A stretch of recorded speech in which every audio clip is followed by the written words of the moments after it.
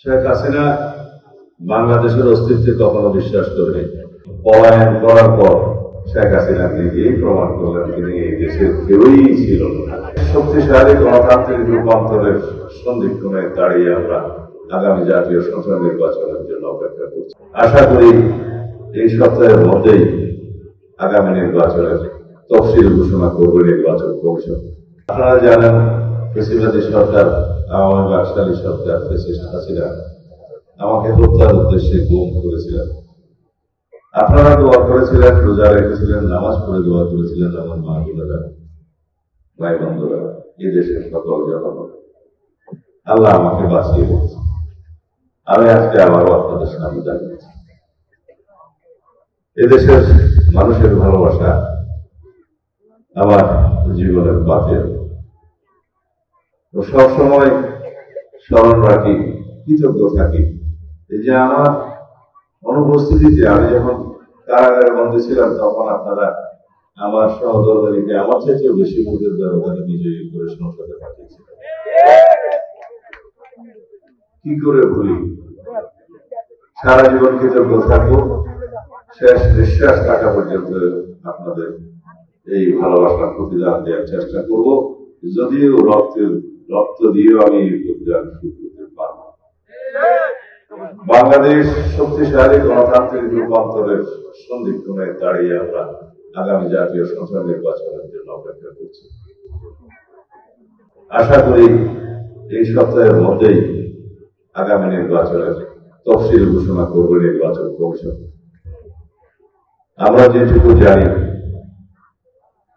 আগামী ফেব্রুয়ারির প্রথমার্ধে ইনশাআল্লাহ বাংলাদেশের এই ঐতিহাসিক বাংলাদেশের পরিবর্তনের সূচনাকারী জাতীয় সংসদ নির্বাচন অনুষ্ঠিত হবে। এই নির্বাচন শুধুমাত্র ভোটে বিজয়ী হয়ে সরকার গঠনের নির্বাচন হবে না।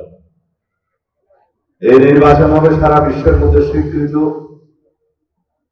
এবং প্রশংসিত একটি নির্বাচন।